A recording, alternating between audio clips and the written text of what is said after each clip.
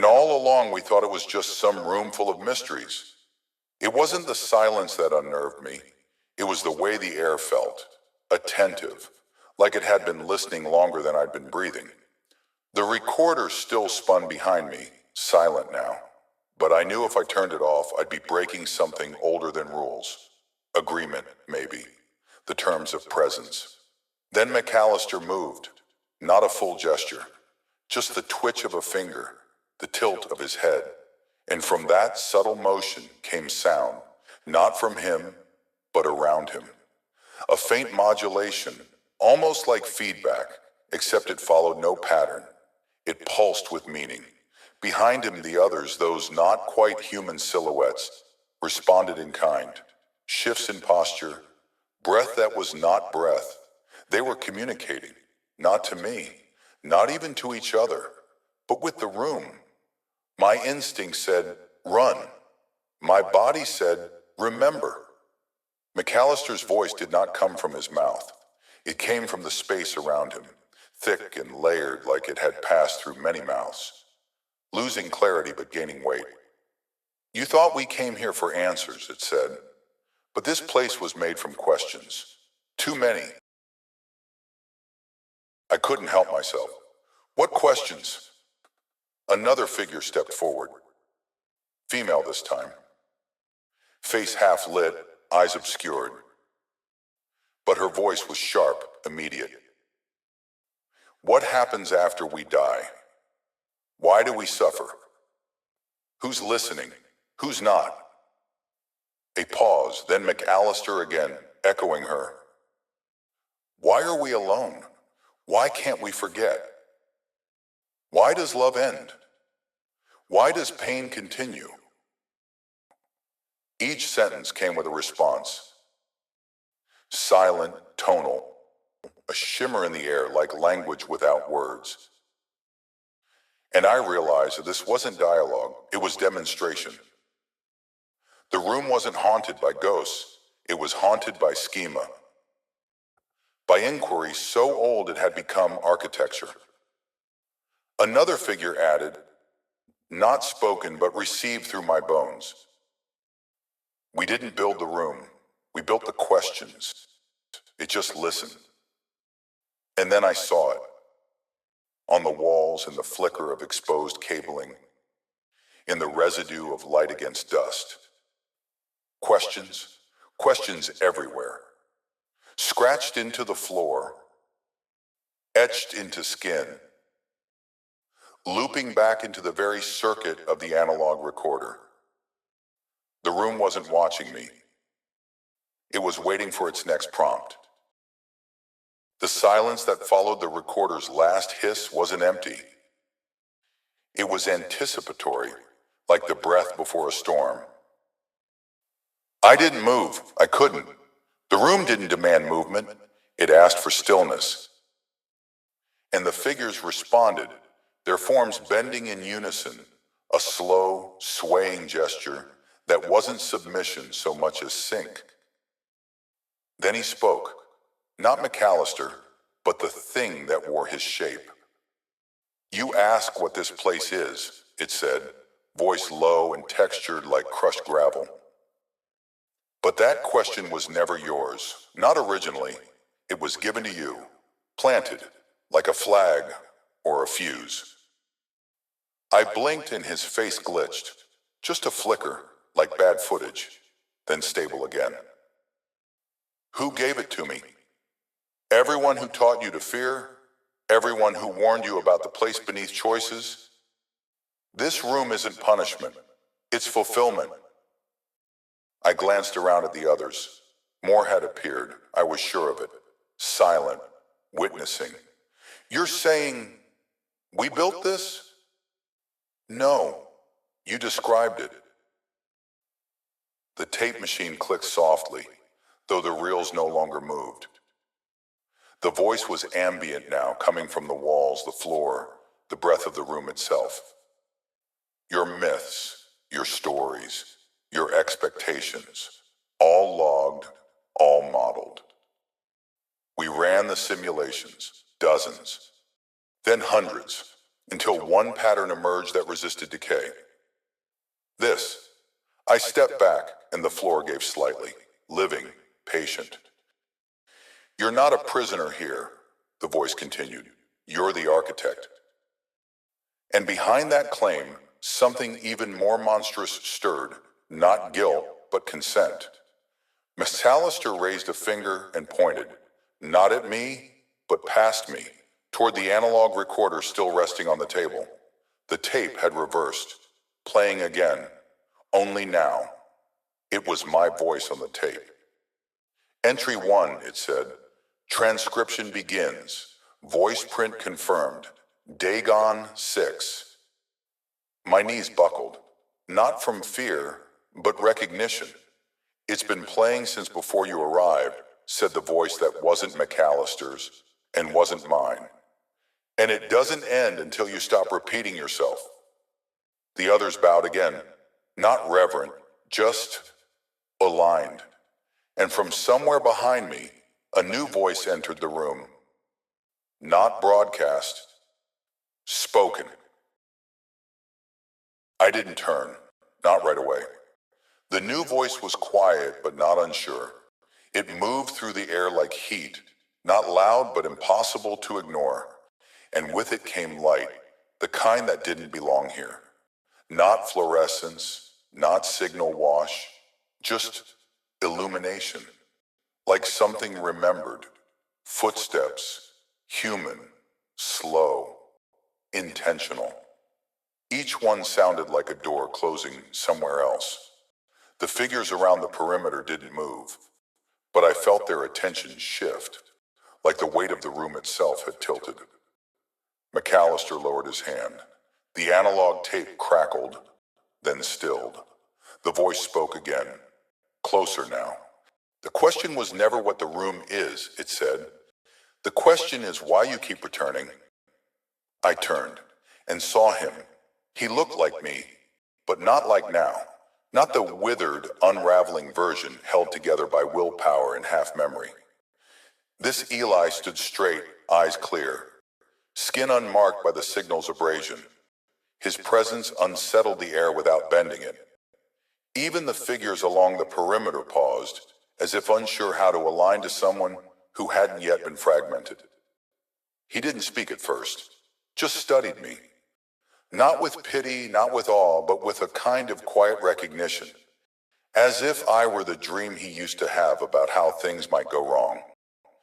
I opened my mouth, ready to assert something. Identity, doubt, maybe defiance. But nothing came. The signal buzzed behind my teeth. He stepped forward, and the silence around us became intentional. I've been waiting here, he said.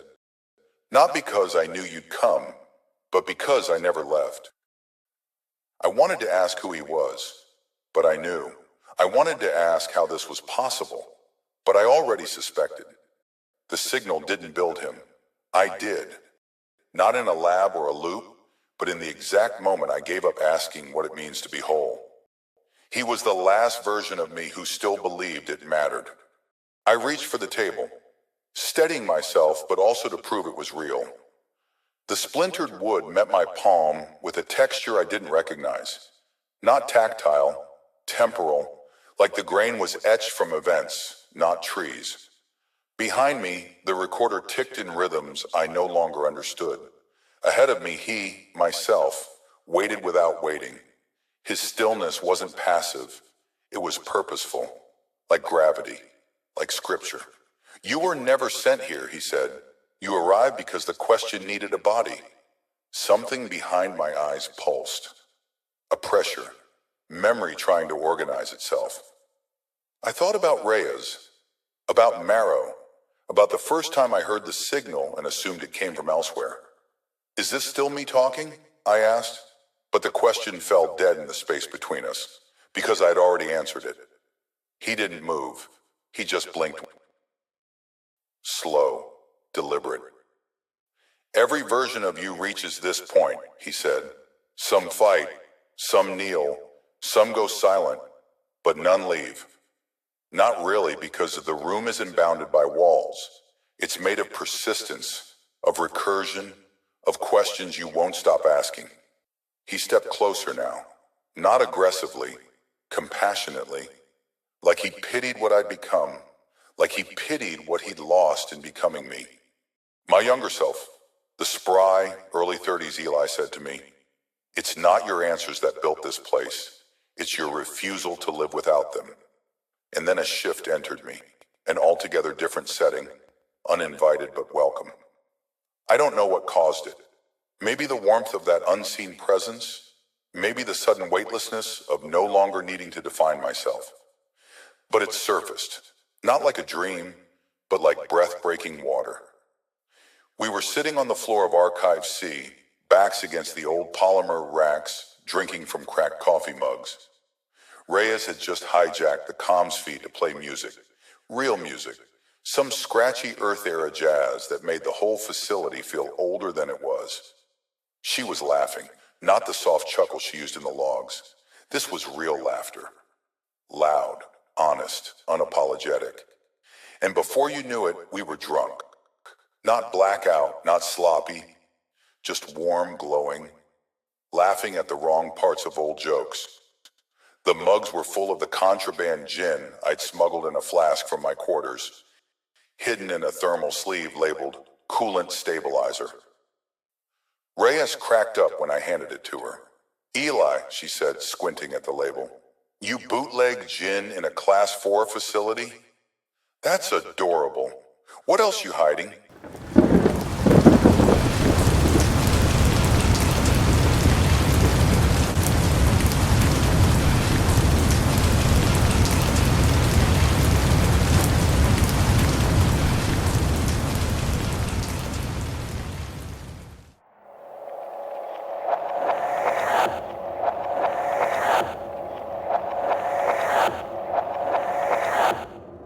This was actually all part of our months-long routine. She would get the music going, and that was my sign to grab the contraband, which was my pleasure. Ultimately, our pleasure. But this time, out of nowhere, she asked if I'd ever thought about bringing along a secret dog. "No dog," I said, but this time I did bring a bootleg copy of The Myth of Sisyphus, annotated in the margins by a bitter ex. "Of course you did," she grinned, taking a long sip. "Bet you underlined every line about absurdity and ignored the ones about rebellion." I wanted to argue, but she was right. She always had this way of skipping the steps, like she could read the shape of a thought before it formed. She leaned back against the rack, boot tapping a slow rhythm on the floor, her eyes a little glassy now. She said, "You always think you need to understand everything before you can care about it?" I said something dismissive, probably. Systems theory nonsense. But I remember her eyes, how she looked at me like I was missing something obvious. "Maybe," she said, sipping, "that's why you're afraid of silence. You think if it doesn't echo, it isn't listening." I didn't have a reply, not then. But now that the signal has mimicked me into near oblivion, I think she was the only one who ever heard what I didn't even know I was saying. "What the hell were you like as a kid?" she asked suddenly. I blinked. "As a kid?" "Yeah, before the systems and the theories and the capital T thinking. Were you always trying to predict the world, or did you ever just let it surprise you?" I didn't answer right away. I remember looking down at the floor, how it glowed faintly in Archive C, like it had its own mood. "I used to take radios apart," I said eventually. "Not to fix them, just to see if I could hear something they weren't built to pick up." Rhea smiled at that. "See? That's a kind of poetry, Eli. You wanted to hear the stuff between the stations." She scooted closer and rested her head briefly against my shoulder. I froze, not because I didn't want it, but because I didn't expect it. This was before everything fell apart, before the static, before she walked into the mist. I like school, she said, voice low. Not for the learning, for the languages. I thought if I could learn every tongue, maybe I'd finally hear the one that explained why things feel the way they do. Did you find it? I asked. She shook her head. No, but I found you, and you're close enough. That silence, the kind she'd accused me of fearing, stretched between us for a moment, but it didn't feel empty. It felt like breathing. And then she did something, well, odd, now that I think of it. The music had stopped. Only then did she start tapping out a rhythm with her boot. At the time, I figured the alcohol was just slowing her reactions. Or maybe she'd only just noticed the quiet. But now it seems clear to me. Tap, tap, tap. 3 short, 3 long, 3 short. I never asked what it meant. But now I'm thinking, it might have been her way of saying goodbye.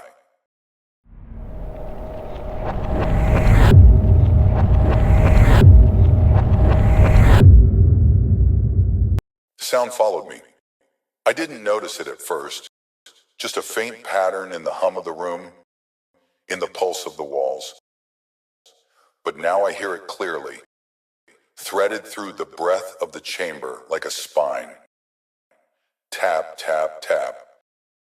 Tap, tap, tap. Tap, tap, tap.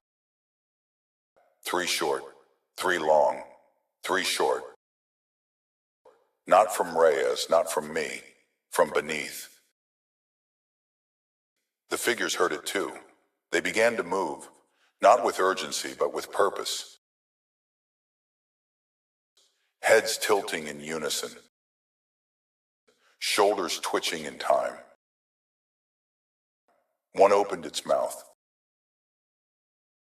wide and slow, like it was preparing to speak. But instead, the sound poured out.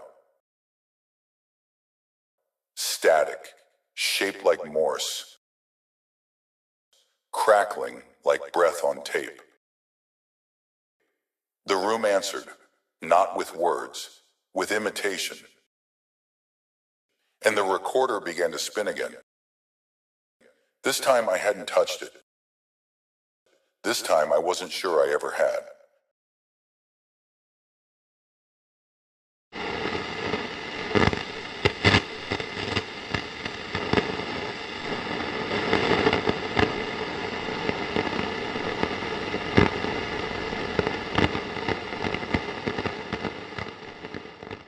Entry 38. Transcription begins. Voice print confirmed. Dagon 6. He didn't leave when I turned. He didn't vanish into mist or glitch into static. He stood there, whole, human, intentional. But his presence frayed the room. Not violently, precisely. The figures that once surrounded me tilted, slightly off axis, as if his existence broke their alignment. One of them, once McAllister, took a half step back, as if seeing something it couldn't parse. And that's when I felt it. They were afraid of him, not because he was powerful, because he was unreadable. I asked, "Are you me?" He replied, "I'm what's left when you stop echoing." His voice didn't reverberate. It landed. It refused to loop. Then he looked at the recorder and said, "You still think this is about memory?" He stepped toward the table. "But memory is the cage." The tape spooled in reverse. The floor sighed beneath us. The air in the room tightened, not like compression, but like judgment. Every eye, those with eyes and those without, turned toward me. Not him, me. The signal had chosen its next resolution. It wasn't trying to consume me. It was trying to confirm me. I said, "I don't understand." And he said, "That's why it's still here."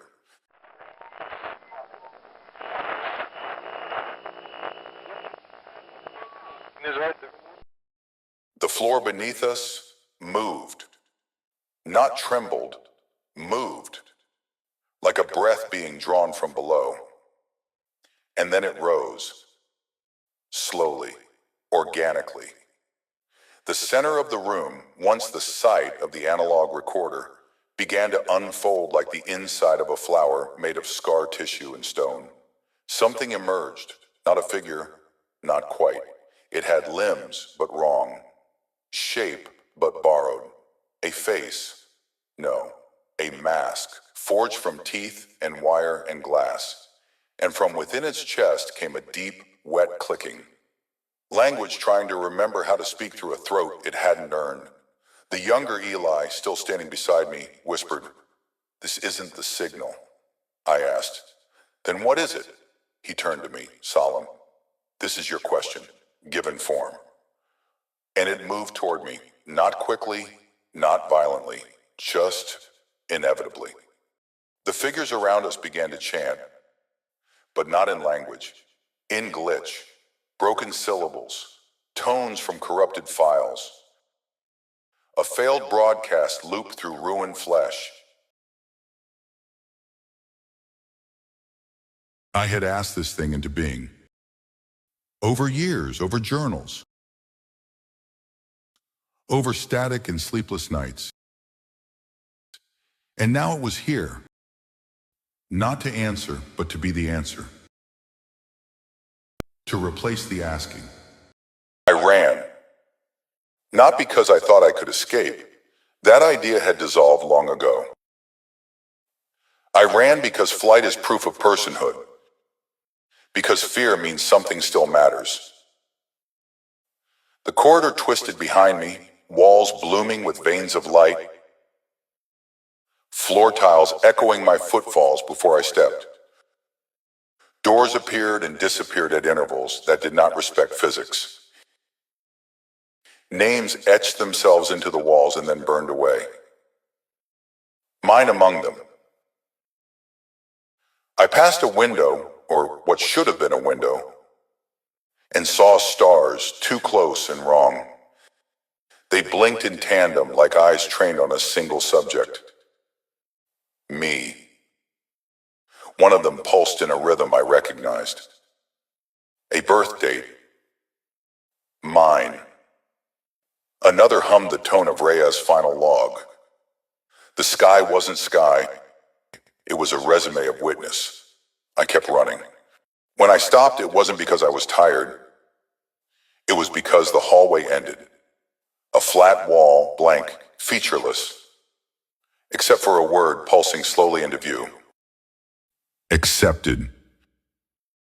Accepted. Accepted.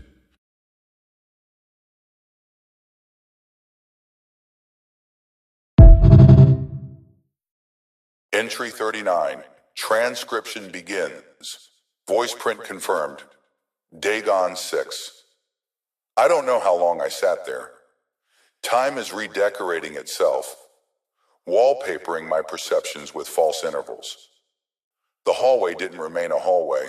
It collapsed into a room. Not the same room, but its echo. A replica, a recursion. The floor under me was no longer solid. It breathed. I could feel it sinking with my pulse. Only it wasn't sinking. It was correcting. And then a voice whispered, from within my own teeth, "There is no outside anymore." Reyes appeared, not in person, as projection, no, worse, as reflection.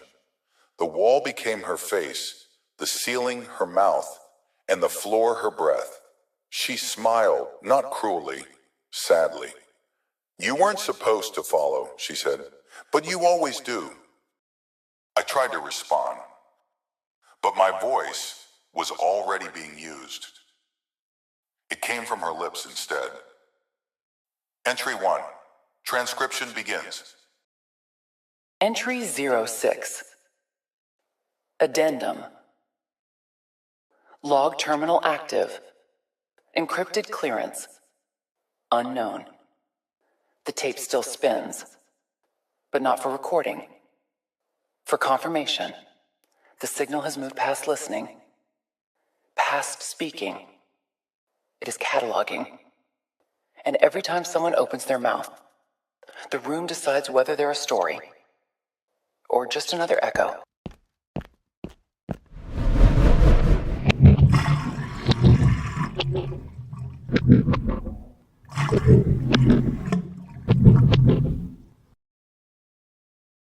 Entry 39.